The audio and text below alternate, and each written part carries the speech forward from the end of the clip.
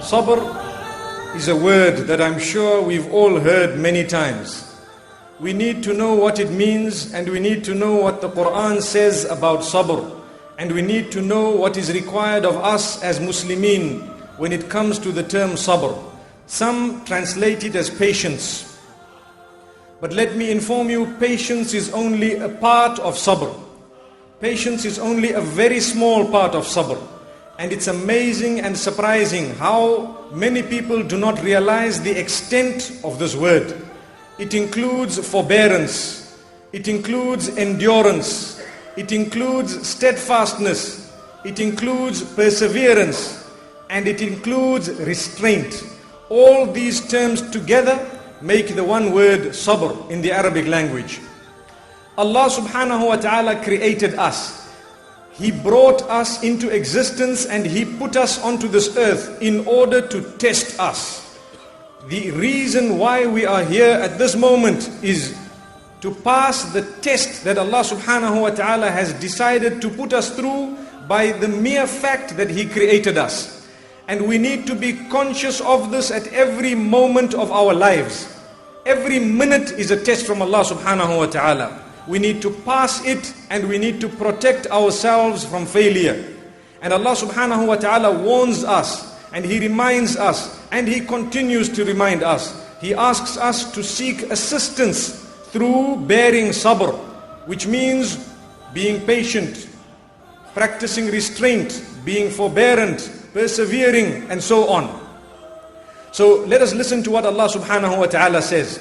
He says in Surah Al-Baqarah, وَاسْتَعِينُوا بِالصَّبْرِ وَالصَّلَاةِ. Seek assistance through sabr, through bearing patience, through restraining yourselves, and through prayer. Subhanallah.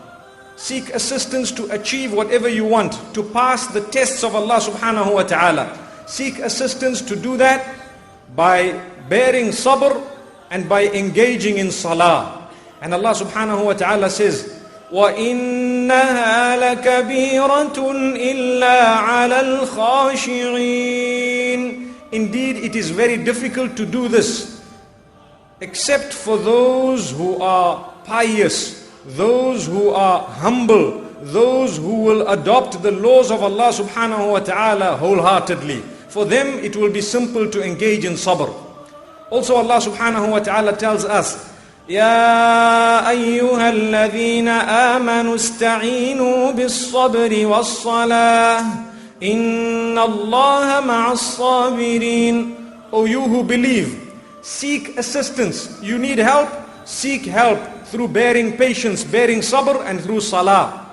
And Allah subhanahu wa ta'ala says He is definitely with those who bear patience.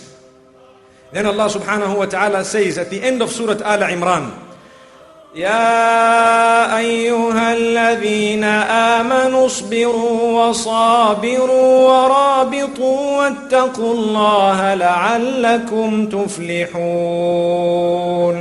O you who believe, bear patience and endure and protect the limits of Allah subhanahu wa ta'ala in order that you may succeed. We ask Allah subhanahu wa ta'ala to grant us success. Let us take a look at the types of patience we have. There are three major types of sabr that we as Muslimin are taught. The first is the endurance required in order to fulfill the commands of Allah subhanahu wa ta'ala. The second is the restraint required in order to abstain from the prohibitions of Allah subhanahu wa ta'ala.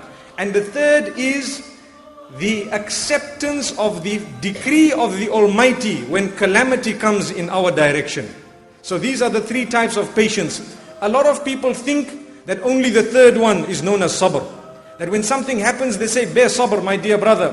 Bear sabr, my dear sister. No. The reality is, in order to read salah, you need a lot of sabr.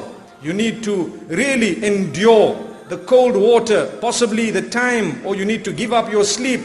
In order to abstain from backbiting, you need to restrain yourself. That is also known as sabr. So this is known as sabr, that is also known as sabr.